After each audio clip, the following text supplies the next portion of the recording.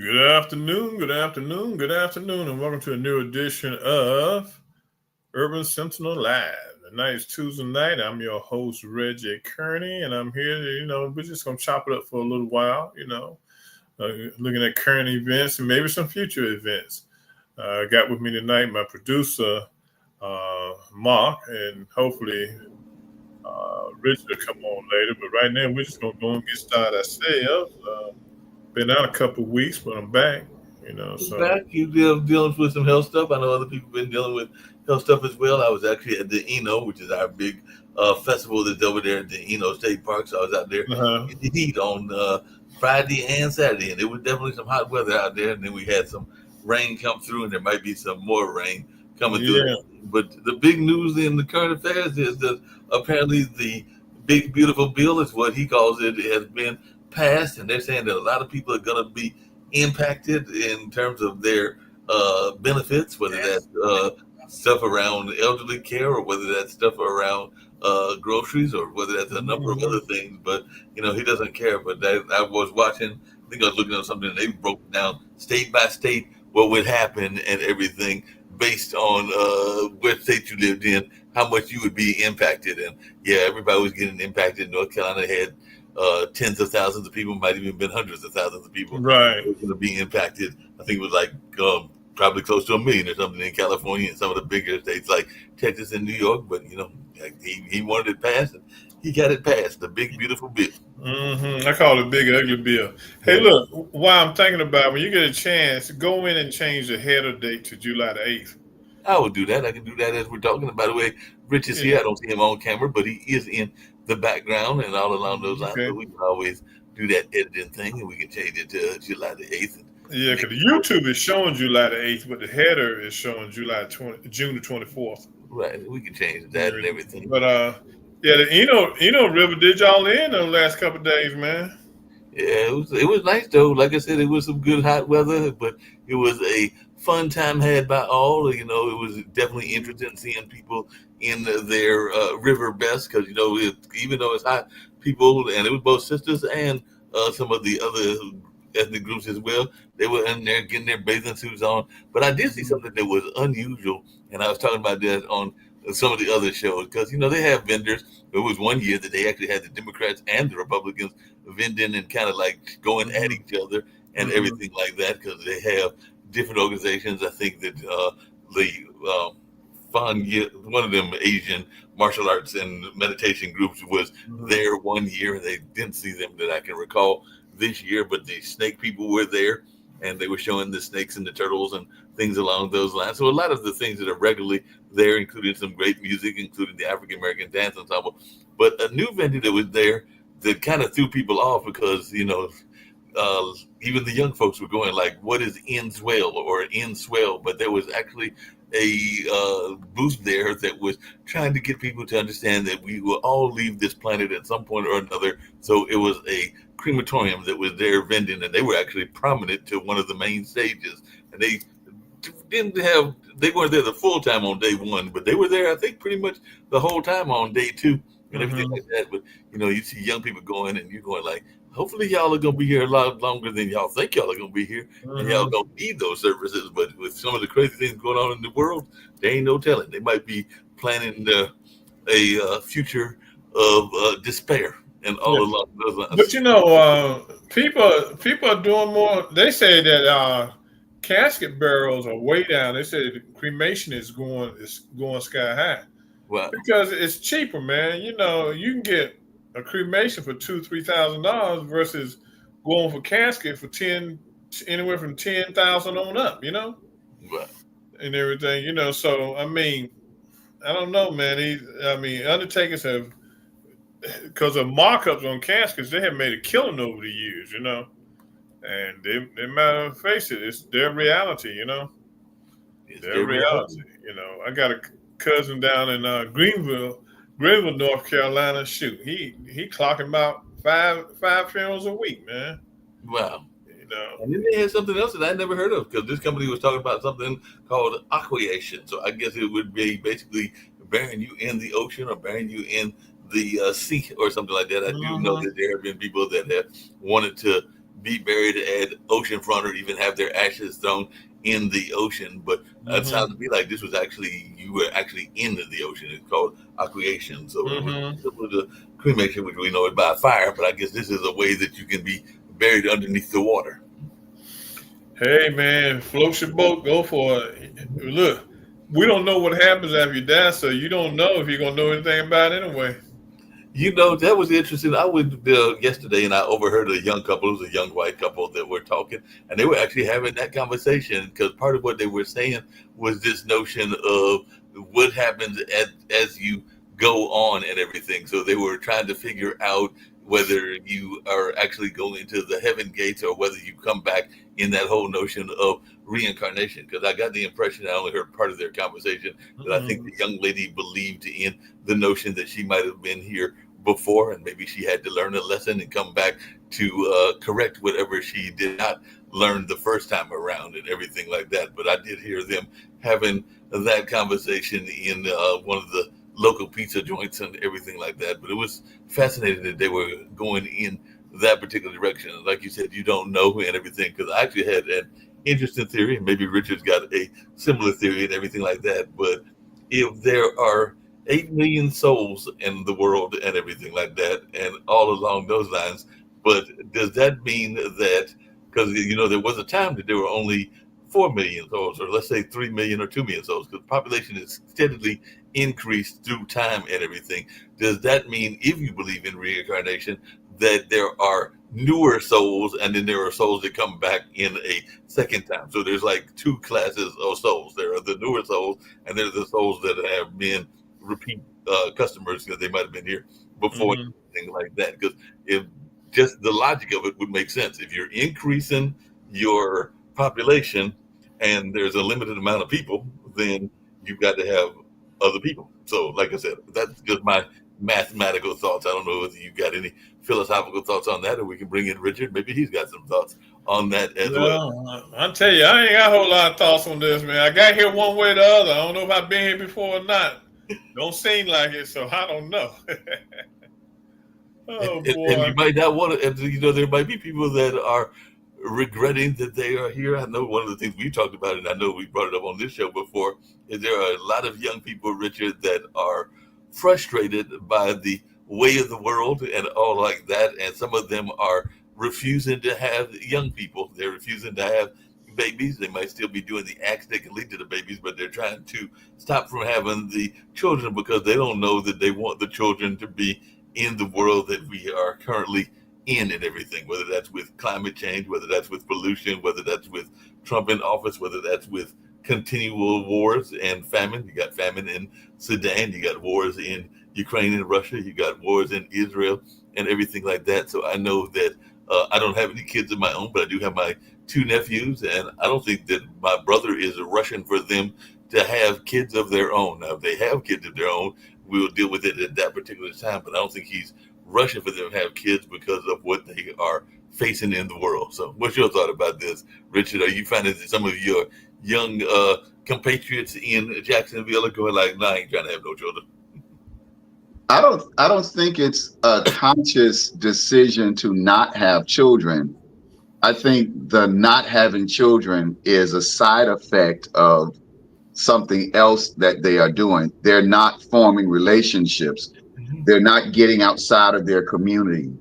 They're, locked on social media. They'd rather scroll social media than scroll through the community or scroll. We used to have when I grew up in the 60s and the 70s, and you went to school, you went to the church, you went to the club, or you went to the library. And it was like one of those 4 areas, the school, church, the club, or the library, you're going to meet somebody. I met my wife on the set of a movie. We were both extras. Okay. And I asked her to go out that first, like, hey, well, can we connect, go out sometime? She said, you can meet me at the library. And our first date was literally at the library because she wasn't having it. She wasn't trying to. But my very first date with my wife was at the library. And I think I got married in 96, started dating in 95. Right. And ironically, around 90, somewhere between 95 and 2001, Facebook, Instagram, YouTube, all these social media things came up, and that generation, the younger generation, meeting somebody at an event and forming a relationship, that's gone. And with that gone, you're not going to get to the point of having a relationship to have a baby. Yeah. Now, I will say this, that there are young women who get married and they postpone having the baby because they want to get the 6-figure salary first, and then they want to have babies. Or it's a double-edged sword. So you got the ones that are doing it from a societal standpoint, and then you got those that are doing it thinking that they're being strategic, freezing their eggs and all this other stuff. But me personally, and I'm beginning to see it, I think there's more of an awakening, a renewing of the mind, a transformation that's taking place by those who are renewing getting up to a higher level of thinking. I don't know how much y'all spend on online, social media wise, but I'm 65 years old, and I wish I could say I'm retiring, but my career forces me to keep learning what the next new thing is. So as a marketing consultant, I can't say, oh man, I wish they could bring back the days of the yellow page ads. When I got into marketing, it was to sell yellow page ads in the phone book in 1982, 83. And I went from yellow page to radio to internet to everything has evolved, but the process is the same. But if I don't evolve with it, I'm going to get left behind. So I've been forced to keep learning and to study trends. And one of the major trends that I see is people are connecting more vibrationally. There's more talk about higher level connection and manifestation. And I mean, there are people putting it out there, but I truly believe that's what we're doing. We're evolving.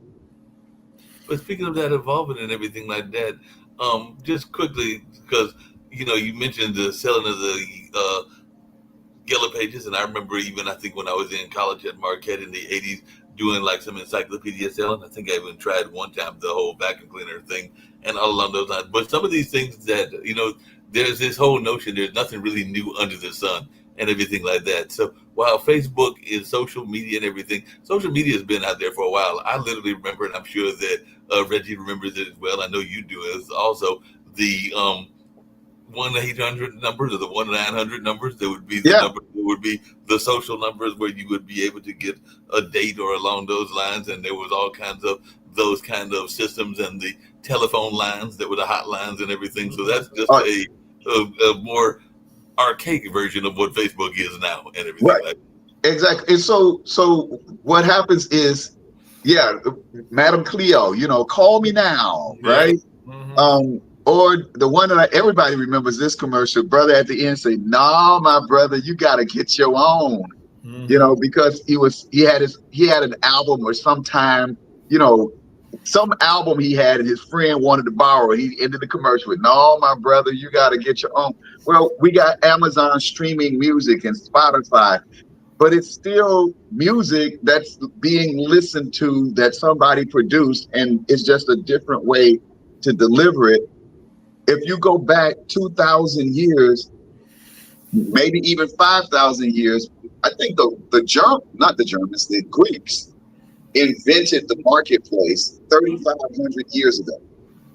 So what that means is before they invented the marketplace, which of course the Egyptians had marketplaces long before that, right? But the modern day marketplace attributed to the Greeks about 3,500 years ago, which means farmers used to be scattered all over the place. And the Greeks came up with this wonderful idea. Hey, why don't you farmers bring your stuff to one place to sell, and merchants, you bring your stuff to sell, and then we'll invite all the people to come and buy. And that created the modern day marketplace. 3,500 years later, we still got the same thing. Mm-hmm. We are, again, we're evolving. and things are changing. Artificial intelligence is helping it out. What I haven't seen is artificial intelligence help out in the dating game. I have yet to see an artificial dating app. Now, I'll tell you this, I wish I could play it for you guys, but there is this app. You take your photo and just a regular static photo of you just standing there, load it into the app, and it's like a fake girlfriend, a fake boyfriend. It'll have you moving, hugging, and kissing a fake girlfriend, and all you did was upload a photograph. So, but AI gonna get a lot of people in trouble, or gonna give a lot of people false hope. Mm-hmm. Because some people are really embracing it to the point where they are going to have false hope. Yeah, because of the way they embrace it and everything. So, I mean, we got to really work at training our young people what benefits they can get from AI without having AI turn them into a robot and everything. You were talking about earlier about the 1-800-1900 numbers and stuff. Right. Miss Cleo and all that. Them guys made some money, okay? Yeah. Them guys were ahead of that time. I'm pretty sure, if they saved that money correctly, because they probably knew this wasn't going to be a long-term thing. Some of them probably made, triple figure millions, because people were jumping on, especially that one late night when you could call to get a date or get somebody to talk to and all that kind of stuff, they were making some money. Then you got, MySpace and all them things came up, so hey, Richard, really, I got bad news for you because I just did a search and everything, and yes, there are AI dating apps and everything. So there's literally, I typed it up and everything. There's one down here that I've just pulled up called, they give different titles, but one that has got the title of Iris Dating, Find Love with AI apps on Google Play. So you literally can go find a date on use AI, and then there's can you see? I don't know if they show when the app was produced or when it was uploaded, but it's probably relatively new. But yeah, I'm not in the dating game. The apps trying to, as they start reconnecting people, I think we may see. Well, let me first give you my take on AI. I get that everybody is saying that AI is going to replace workers, but AI will not replace a barber. AI is not going to replace, certainly AI ain't going to replace a dentist. You ain't going to have no robot up in your mouth, messing around with your teeth. So there's certain jobs that are perfectly safe, but I think that people are looking at it the wrong way when they talk about AI replacing jobs, and they're not looking at AI causing a shift that's going to create new jobs.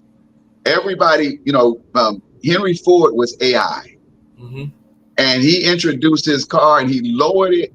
He lowered it to the price to where the employee could afford it, and that was the first time a company had really done that, because prior to the employee being able to afford it, the mindset was the worker was always lower doing work for the wealthy. So the maid would come and clean a house that she could never afford to live in, right? And so that was the thing, is that the working class was always serving the higher class. And then Henry Ford raised the employee's salary, lowered the cost of the car enough, and for the first time, the salary matched what the worker was producing, and the worker himself could use that thing. And that the same thing has happened with AI. ChatGPT, OpenAI, gave everybody AI. There is no class thing now. So just like automobiles rushed in and everybody's got a car now, yes, it pushed the horse and buggy business off everywhere. Everybody got a horse now. And if you were to tell somebody back in the early 1900s, I know right now your house is really small, but you keep your horse in a barn. but there will come a day that your transportation will sleep in the same house as you. Like, what do you mean my transportation will sleep in the same house as me? They could not have imagined. I got a 2-car garage. And Yeah, like you said, yeah, the whole garage, the horse was over there in the barn and everything like that. So yeah, they yeah, were not. my 2 cars take up more space than my garage. Technically, I'm like my cars are sleeping nice every night, right? So the idea that AI coming in is going to disrupt is going to be a bad thing. On the reverse side, here's where I think AI is going to really hurt. There will be no need for a CEO of $1 million corporation justifying his salary at $43 million. Those days are, that's what AI is going to destroy. And those CEOs, they're not talking about it. That's why I believe that's why Trump did this big beautiful bill, because them people told him he need to get this thing signed. Trump didn't write. Trump don't even know what's in that bill. He just signed it. But what they did is they did that big money grab because the days of multi-billion-dollar, trillion-dollar companies are over. And I'll just say this real quick. There's 5 companies, 6 companies. I can't remember the 6th one. I'm going to pull it up while you guys talk. But there are 6 companies: Microsoft, Apple, Google. I think it's Facebook. That was the 6th one. Facebook, Berkshire Hathaway, and there's another company. But the 6 companies are worth $14 trillion collective, an average almost $2 trillion each. People hear the word trillion and they don't know what a trillion is. To get to a million, you got to count 1,000 times. Then you count a million 1,000 times and you get to a billion. Now count a billion 1,000 times and you get to trillion, and do that twice. And you get to those companies 14 times. There is so much money up there at the top. It's going to all come tumbling down. And I think that the AI is going to be a major part of why that changes. And I think the last time we talked about the fact that over the next 20 years is going to be the greatest wealth transfer ever. So, speaking of that wealth transfer, because part of the reason we didn't do the event last Tuesday was that was actually my birthday, and I actually went to hang out with some friends. Well, happy belated. That are, thank you, activists and all along those lines, because they were having a dinner, not for my birthday, but just kind of like a networking event. And one of the things that the organizer, who was a filmmaker friend of mine, was talking about was this notion of being prepared for chaos, because she had people shifting to meet each other and doing kind of like that speed networking kind of thing, and all along those lines. And one of the things that she talked about was this notion of, are we ready for chaos? And if we're not ready for chaos, how can we be ready for chaos? And she was even having this notion that a lot of us are not prepared to deal with our day-to-day groceries if the grocery chain gets cut off. So she was definitely advocating that more people grow their own gardens and have their own food, because she is fearful that some of the things that are taking place could be disruptive to this class situation, particularly to those that are poor or lower middle class. So I just wondered y'all's thoughts around that. Does she have a legitimate concern, and do we need to have more people that are able to take care of their own, whether that's knitting their own clothes or whether that's taking care of their own grocery needs, and the sense of having a garden in the old way that we used to? Well, one of the things you got to realize, I mean, she makes a valid point, but most people don't know how to grow anything. Most people can't even grow a flower at home, okay? So how are you going to task them with going out and making a small garden on a piece of land that could benefit their household, okay? It's not going to happen. It's not going to happen because so few people grow gardens now. Now, I grew up in an atmosphere, where we had gardens. My grandpa had a farm. My father had gardens, and so I know how to go out there and dig up some land and hoe it up and plant some seeds and water it every day and get some food out of it. Okay, but how many people really look in the inner city? How many people really know that? Now, going back to something else we were talking about with AI, and how it's going to create a generational wealth transfer, we are missing out on it. Mm-hmm. Our kids are going to miss out on this. This is the one time that we have the opportunity to set our kids up for success and allow them to be millionaires because of AI. Okay? Then we got to realize Google and Microsoft and those guys, they're going to control AI and how it's developed. But we can come up on the second leg and teach our kids how to use it to benefit themselves, to make money from it. And I haven't heard nobody talk about that point, by going out into the communities and having workshops, along with STEM and everything. I think I did see an article, but I didn't read. I might not have read it, but it was talking about how, STEM and AI need to be said in the same breath. Mm-hmm. And that's what we got to move to. We got to hook our kids up now. Now, I mean, I'm probably going to miss out on the AI generational wealth transfer, but I can get out here and show kids how to use it and move them along.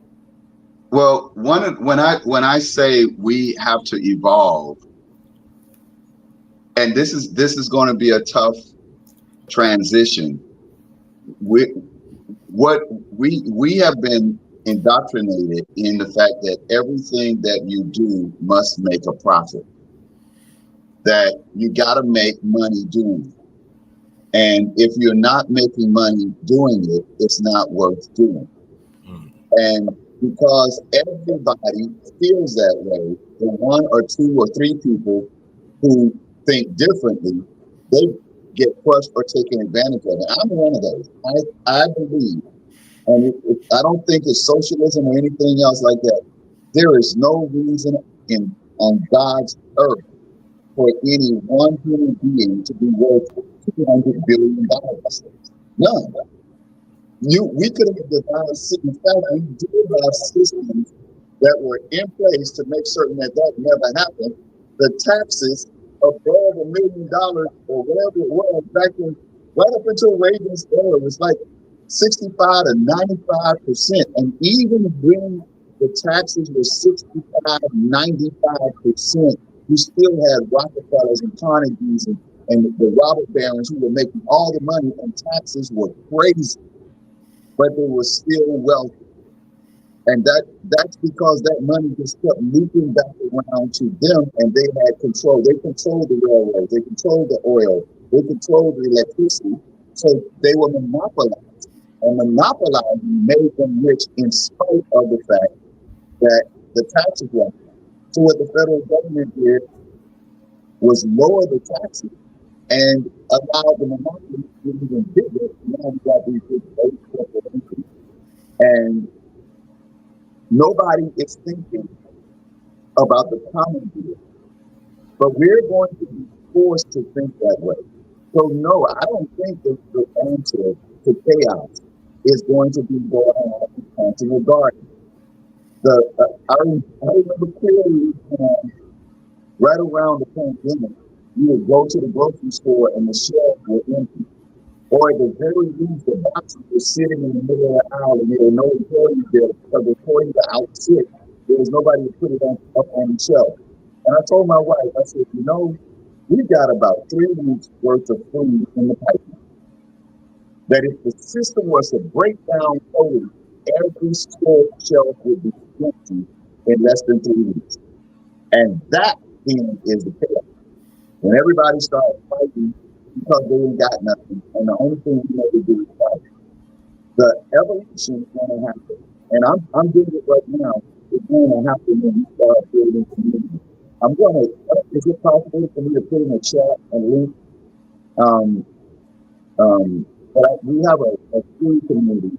There's a new platform called School, SKOOL, and what it does, it allows you to. Let me see if it's nope. Let me get that. Yeah, if you put it in the chat, I can make a banner out of it. So you said it's SKOOL? Yeah, SKOOL School, but I got to give you the actual address so that you can see it. Hold on 1 second. I think my voice is going to cut off as I go find this link. Hold on a second.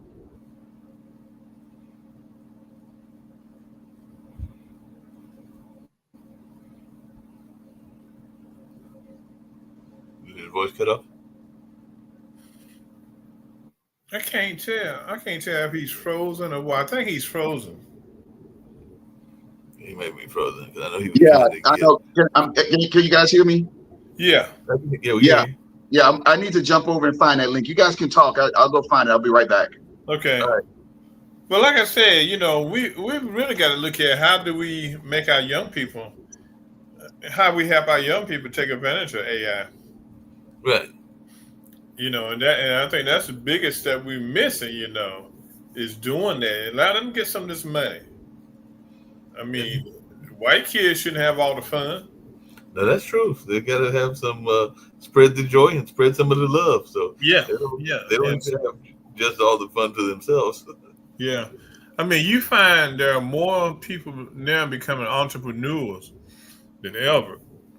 Excuse me, they're leaving the workforce. Oh yeah. I mean, they're trying to create their own wealth and and create their own opportunities for themselves, and not to be dependent on the 8 to 5 corporate world, you know, and that's what they're doing, you know. So things are changing, you know, but I don't see us in the black community grasping a hold to it like we should be, you know. I don't know. That's because we're not motivated, you know, or what, you know. But we're not motivated. Or that some people are afraid to take risks because you know there is definitely sometimes people that are risk adverse and they are afraid to leap out there, afraid that they will be the ones that aren't successful. So you know there are definitely folks that are risk adverse. I'm wondering if that's part of the problem is that we got too many people that are risk adverse and don't want to take the chance and everything like that. I actually met earlier today with a brother that's got a 900 member group, and that's part of what they're trying to do is learn the history of like Black Wall Street, but also some of the black businesses and connect some of the black organizations that are. One of the things that I get frustrated by is there are a number of organizations that are out there, but even if they are organizations that should be like-minded, they don't talk to each other enough. I mean, I know that in Florida, y'all probably where Richard is, and even in DC, Maryland, area where you are, you probably have the Black engineers, the Black doctors associations, the Black journalists associations, some of the social groups like the Links and the Eastern Star and stuff like that. But I sometimes wonder how much of those people talk to each other, even though if they actually got together and unified, that would be a massive kind of program if there was some actual unity. And I think that's part of what this gentleman Merrick is trying to do is find ways to have folks work together. Well, what you mentioned earlier about the group, I posted that link, and what I want to point out is how, I mean, this will take a long conversation, but I always use the example of Levi Jeans. Everybody knows Levi Jeans. I think it's like a $50 billion company or something. It may be 5 or 50 billion, not exactly certain. But the reason why Levi Jeans was started was because of the 1849 gold rush. Right. People from all over the world were coming to California to find gold, and they were coming with the, fancy suits on and tearing up their clothes as they're digging. And Levi Strauss realized he could make pants out of the same material that the tents were made out of that was very sturdy. So he made the pants. There ain't no more gold in them their heels. But guess what's still selling today over 100 years later? Or nearly, over 100 years later. Levi Strauss pants. My point is, the people who make the real money during the gold rush are not those who find the gold. It's those who sell the tools to those who are looking for the gold.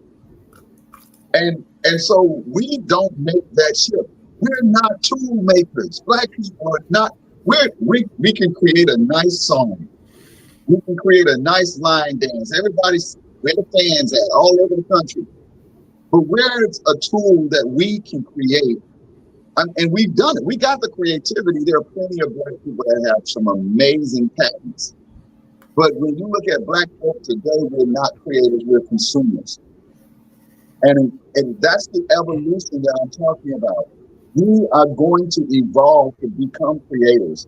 And then we can take these tools and stop letting them come to us and selling us an individual tool. Like you get a pair of Levi jeans, and you get a pair of Levi jeans, you get a pair, and all you want is Levi jeans.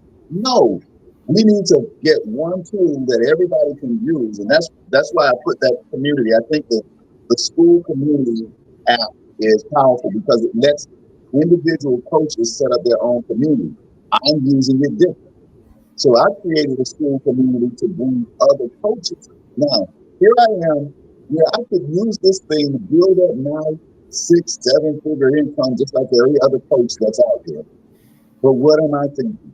I'm thinking I would rather build up other coaches along with me.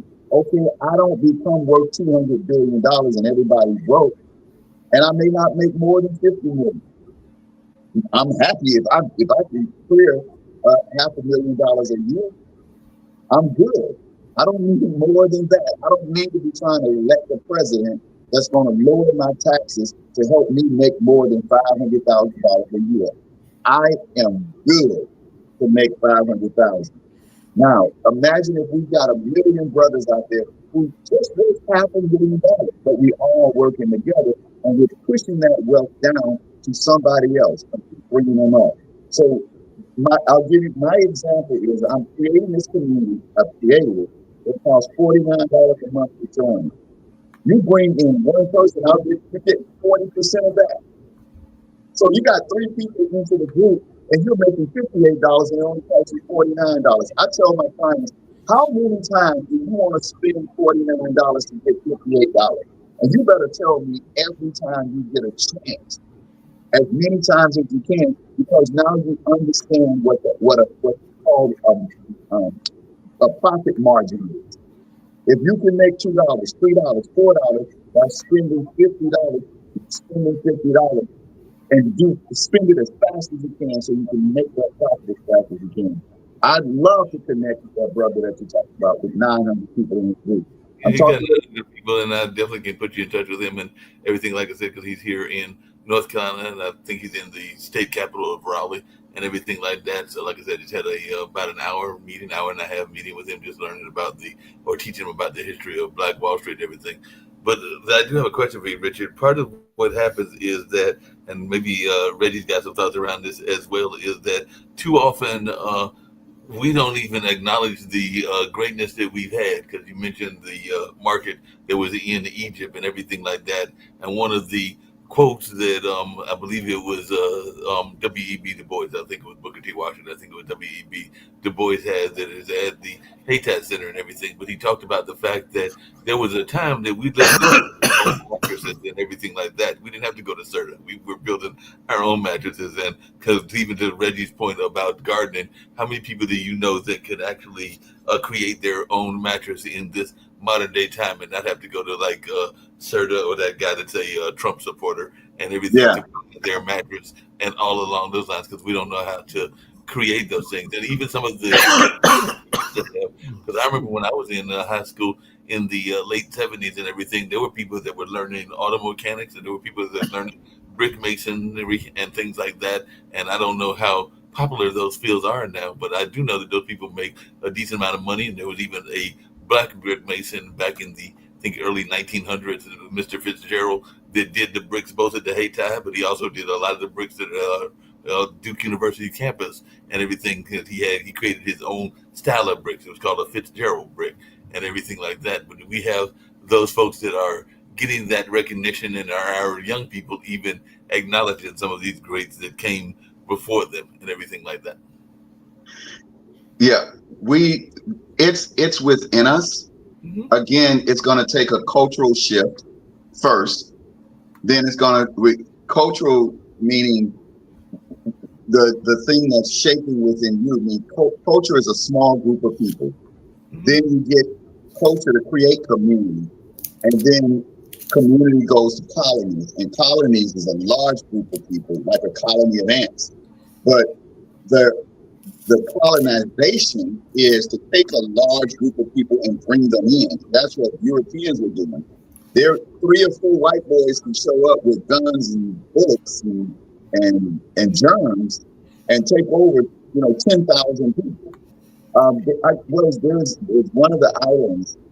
I can't remember what it was, but they were talking about there were 15 million people on the island or something like that when white folks showed up.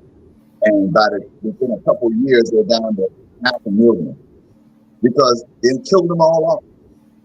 And so we don't have those forces working against us anymore. We don't have to wait when we go from culture to community and then community to colony. We don't have to worry that the colonization is to the negative. The colonization is the next step before you build a kingdom. And if you come down, which is how we got to where we are, we started off with kings and kingdoms. And then the colonizers said, we want to share. Then the colonizers created their own white communities, and now we're down to culture. But what are we doing in the culture wars? Stop woke, get rid of DEI. All of those things because we're at the culture phase. And this is the battle that we need to fight. We need to develop our culture. We need to emphasize our culture. We need to cultivate. And we can do that without saying what we should do. And I'm here in Florida, in Jacksonville, and everybody in Duval County knows that I am the guy that works with teaching children to play music in preschool. There was no program for my daughter when she wanted to pick a violin to give a violin to all of her classmates, and so that they could learn to play violin while she was learning to play kindergarten. So my wife and I started a program. And then we found that there was no music teacher in our community to teach it. So we created a program to teach. And now, almost 23 years later, the program I started back in 2008 when I was at the Sentinel is now in 11 different elementary schools, and it should be in 11 different counties that they're mismanaging.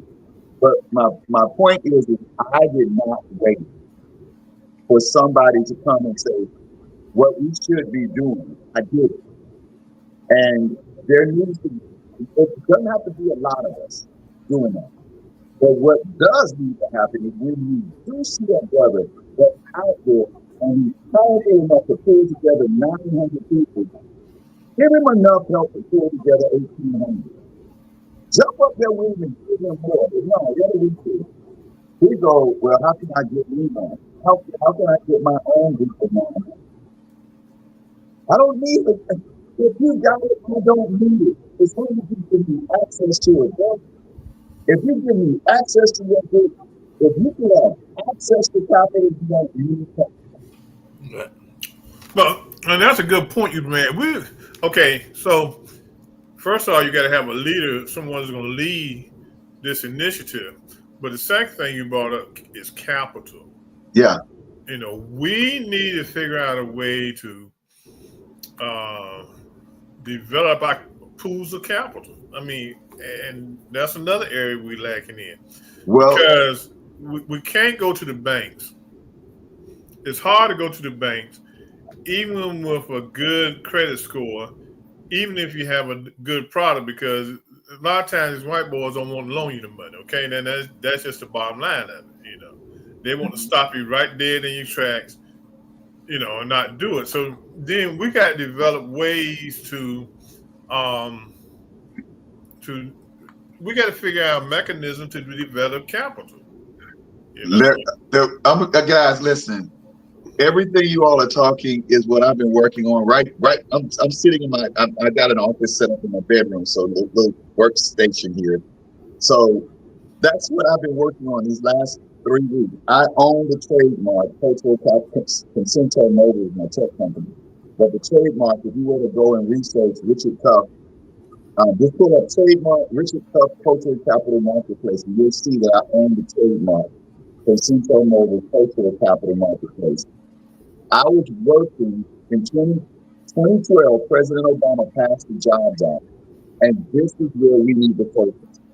The Jobs Act said no longer could Wall Street be the only entity that you go to get capital beyond the bank. Wall Street and the Securities and Exchange Commission held an monopoly. In 2012, President Obama signed the Jobs Act that allowed groups to come together as if they were one and form one company and pool their investments. So 1,000 people could now put $2,000 together, and that's $2 billion that they could invest as if they were one investment. But we don't use that. We say Barack Obama didn't do nothing for us when he was in office. Not only did that brother create that would not be a Robinhood. The Robinhood app came out in 2013. President Obama signed the Jobs Act in 2012, which made it possible for the Robinhood to sell stock that wasn't being sold on Wall Street. And nobody told President Obama this. So we're in a position now where we can exchange capital, but we can't do it as traditional colonial capital that we've been dealing with up to this point. The colonial capital is what we've had for the last 400 years. Community capital is what you talked about, baby, that they don't want us to get to, right? Because they got capital in their community, but we're not a part of their community. So we went from kingdom capital to colonial capital, then we went to community capital, and now we're at cultural capital. But there's no infrastructure at the cultural capital level because we got to build it. So I'm building the cultural capital marketplace, but somebody else may come along and build something else.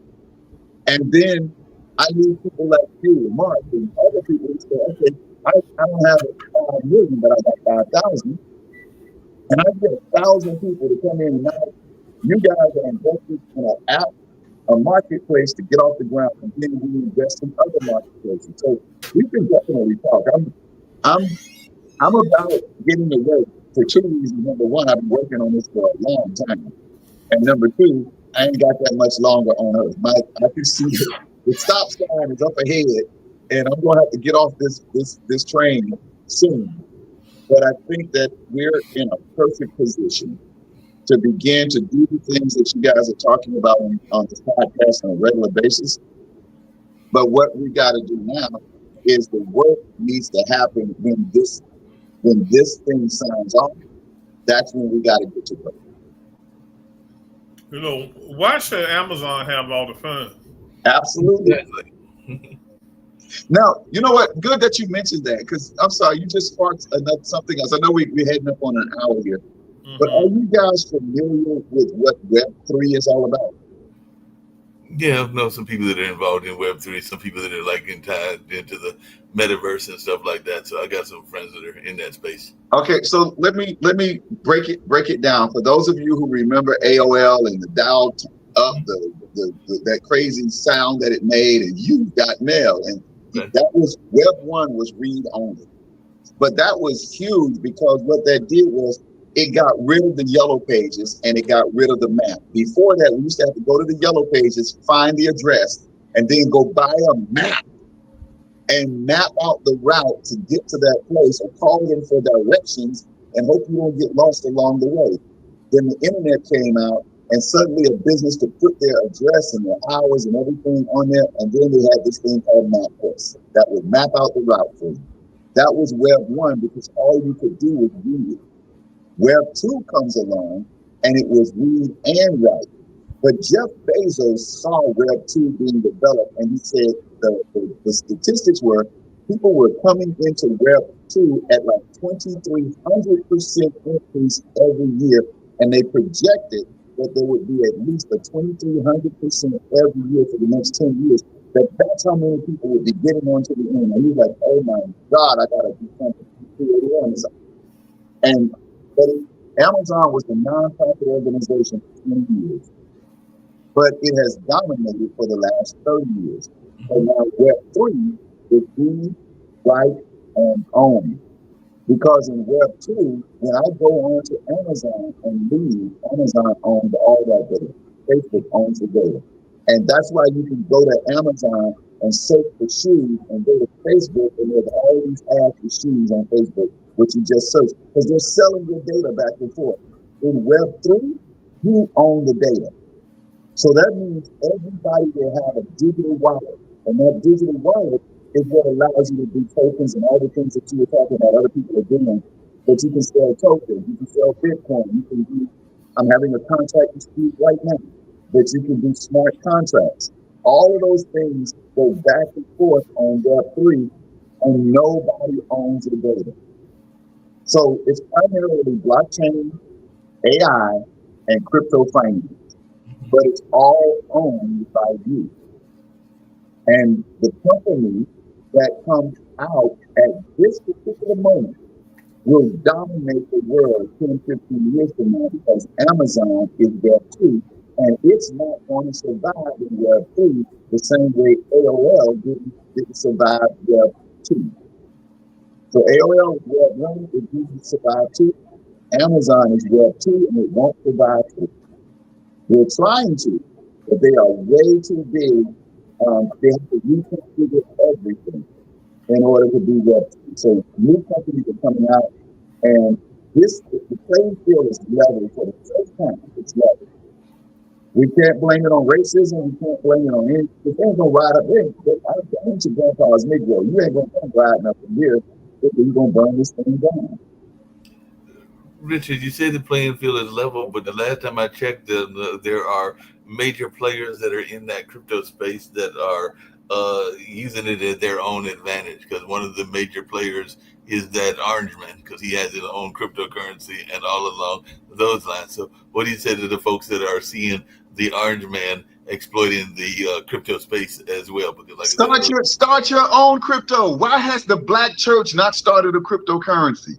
Right. There is church ain't gonna start no cryptocurrency. Well, then you can't.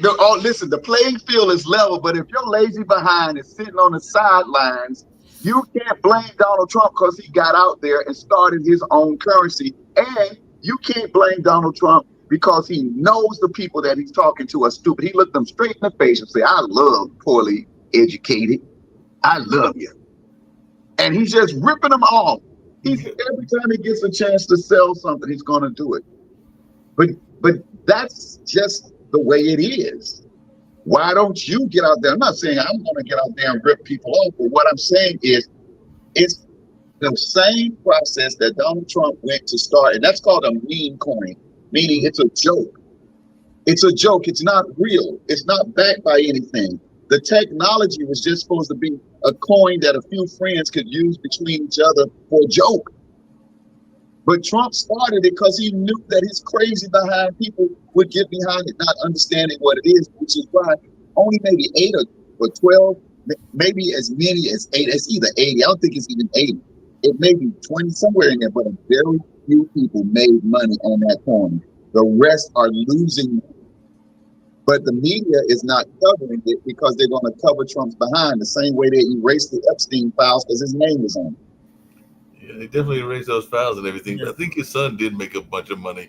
The younger son, Byron, and everything. I think. They're running the crypto business, but it's when I say the playing field is level, the same technology that allowed the Orange Man to start his own cryptocurrency, we can do the exact same thing. Only thing, Reggie, I'll disagree with you is I have a process where when you're visualizing something, it's really important to not touch it with negatives and say what people are not going to do. Jesus said to Mary when he came out of the tomb, "Touch me not, for I have not yet ascended." What he was saying is, don't come bringing to me your attitude, but right now I am pure as can be, and I'm trying to ascend. So what I do is this: I don't have people in my circle when I am pitching a vision. I want people to make it bigger. Tell me something that I haven't seen. Show me another angle that I can look at it. But if you got somebody on your team, the moment you say, we could go and start our own coin, and the very first thing out their mouth is, they ain't going to let us do that. You got the wrong people on your team. And but you know the church, you can't even get the church to go out in the community and do mission. Start a new church. You know, they won't even go out. They won't even go out there and they won't even go out there and give a person a hot dog. Upon this rock, I will build my church. Then that church needs to fall into the fiery furnace and be burned off, I will not use a lazy church as the excuse for me not doing what God has planted in my heart to do. Mm-hmm. Yes, we got enough stuff, and that's why black folk can't get anywhere, because we're beating our own ass with our own sticks. Yeah, we do beat ourselves with our own sticks. I know we're winding down, but there was a whole style of church that was very popular. When I was talking to America, I was actually talking about this church as well, and it was very popular in North Carolina, it's popular in Virginia, it's popular in Texas. As a matter of fact, one of the ministers I think recently got in trouble. So if there were the Reverend Ikes and the T.D. Jakes and the people at like the Upper Room and Fozard Church, Mount Zion, and stuff like that that were part of prosperity ministry. I guess what I don't understand is if the technology is there and if the ability is there, why haven't the prosperity churches got into the crypto space as well? Because that's what they're all about. They're about building wealth and everything like that. So any Because it's decentralized.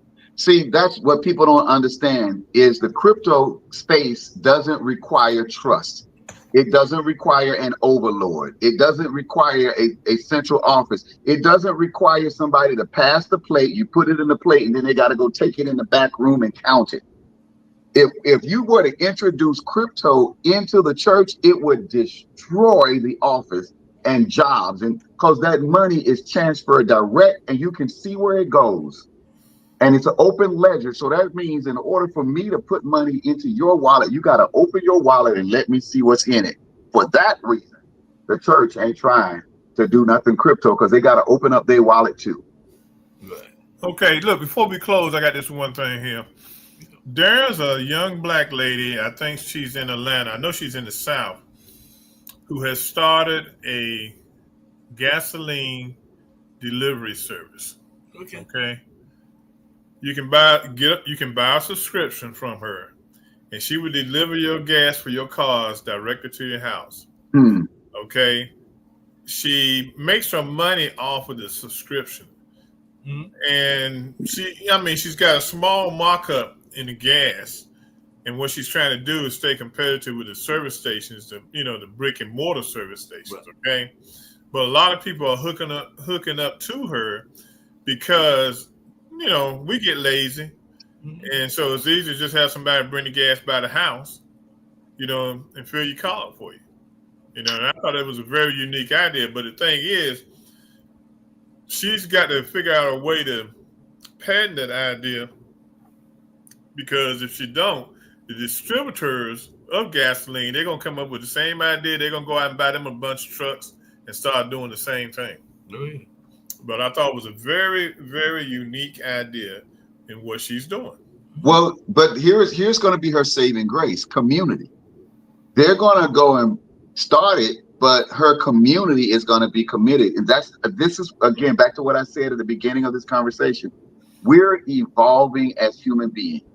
And part of that evolution is an awareness that when I go to a competitor for a lower price, I am destroying my community. If that woman was here and I signed up, I'll be there every week. In fact, there's two kids up the street. They knocked on my door last summer and asked to cut my lawn for $20. They've been cutting my lawn ever since, and we just upped the price to $30. And I love it that those two little boys come and cut my lawn, and their granddad is with them as the supervisor. Mm-hmm. But do you let somebody roll up here and say, "Hey, I'll cut your lawn"? Do you think I'm gonna say, "Nah, Danny, y'all fired. I'm gonna let this dude cut my lawn because he's giving me a better price"? No, we're community, and I believe that that's what's going to be our saving grace, because Black folk know how to do community. We just got to now do it to make money.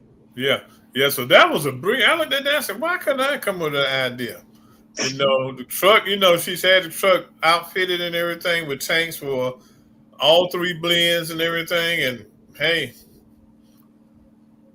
I don't know if it sounds to me like she gonna have somebody gonna say something about regulations about riding around with gasoline inside the residential areas. I think I do have a flammable label on it.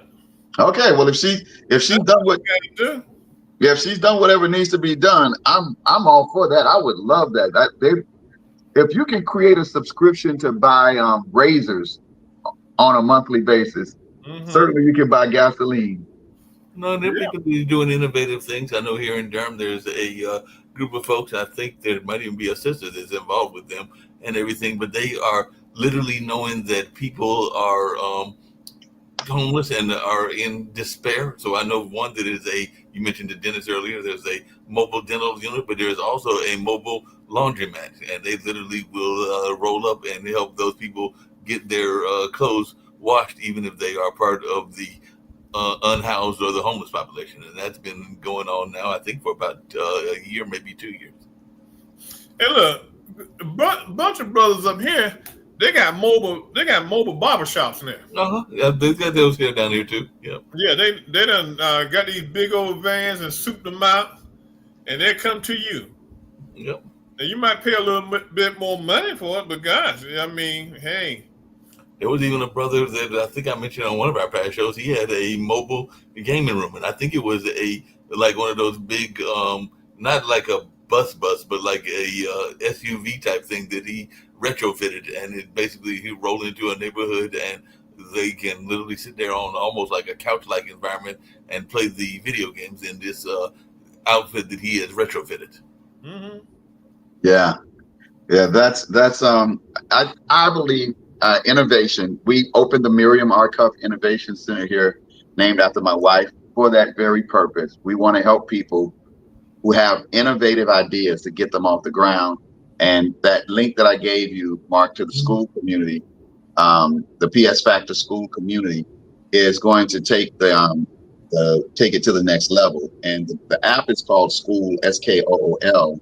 So a lot of individuals are setting up their own school communities, but what I want to do is bring us together so that we're not all buying the same tool and digging the same mountain, trying to all walk away with a pocket full of gold. I just want it to be like a big gold mountain that we can all own together. And I think we're headed in that direction. Oh, yeah. Okay. We've had a lively discussion tonight. Guys, I'm glad y'all invite me and keep asking me to come back. So that's a good sign. Oh yeah. So we're trying to figure out how we can increase the revenue that's coming in and out of the Black community and make people entrepreneurs and give them a piece of the pie, because we deserve to have a piece of the pie. We're not there yet. We're working on it, but we're not there yet. Yeah. So we won't be on next Tuesday night. We'll be back on Tuesday night after next. And what we're going to start doing is coming on every other Tuesday night through the end of the year.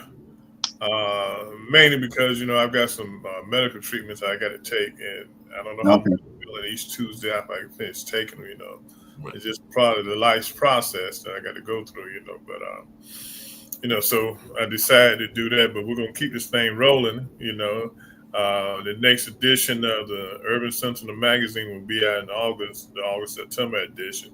We're just going to keep things moving and try and make things happen. Well, you know what? If I might make a suggestion, Mark, if you and I can do something on those Tuesdays that we're not on the air, let's make it let's do some action. Let's do some work. I think I'm praying for you, Reggie, that your health and your bounce back in 2026 is powerful, because that's the first year of the great wealth transfer, the first of the baby boomers giving up that money, and it's going to be something like $5 trillion a year for the next 20 years is coming, and it's going to be. I'm excited about it personally. Yeah, we can look at doing something like that. I know right now the next couple of weeks will be reruns on that, just because that's what me and Reggie had arranged for. But we can look at possibly rolling out another show that's like your. No. I wasn't thinking of a show. I was saying. Remember, I said we got to do some work off air when we got to get that, Reggie, what you're talking about, finding a way for us to come together. And what's beautiful about it is we've got a media outlet in Urban Sentinel.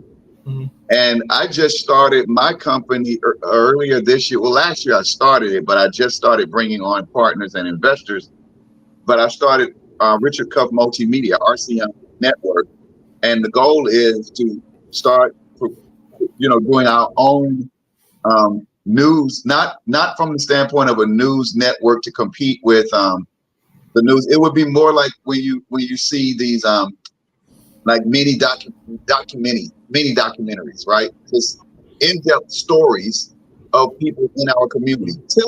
More telling our story. We don't have, think about it. There's no show that you can turn on right now that every week is telling our story. You see? And so we've got to create it. And I don't mind if the other networks suddenly come steal the idea. Please come steal my idea and y'all start telling our story as well. But we've got to take, Urban Sentinel to the next level. That, what's his name? Dude, they're buying up all the radio television stations on the weather channel. Yeah, Baron Donaldson. Is it Donald Byron Donaldson? Byron Allen. Byron Allen. That's it, Byron Allen. Yeah, I love it. Dude bought a television show that came on at 2 a.m. That was like his first purchase, and from that little bitty crazy purchase, next thing you know, he's buying up the Weather Channel and suing major networks and growing. And so, Reggie, I ain't trying to put you to work when you're trying to find yourself a fishing pole and go chill, but we got to take Urban Sentinel we got a media outlet. Let's do it. Hey, I can mix the two, okay? All right. Hey, look, technology. I can be on the boat with my iPad and my phone. I'll be all right. Bro, there you go. AI is gonna take us there. So let's do that. Mark, I look forward to your call. Man, you got my number. Just give me a shout whenever you need to. All right, sounds good. Okay, everyone, It's been live tonight. We've had a great time talking about entrepreneurship and trying to move our community forward. Like I said, I'll see you next Tuesday night after next. And when everybody have a good next 2 weeks, be good to yourselves and be safe. We're out of here. Good night, everyone. Later.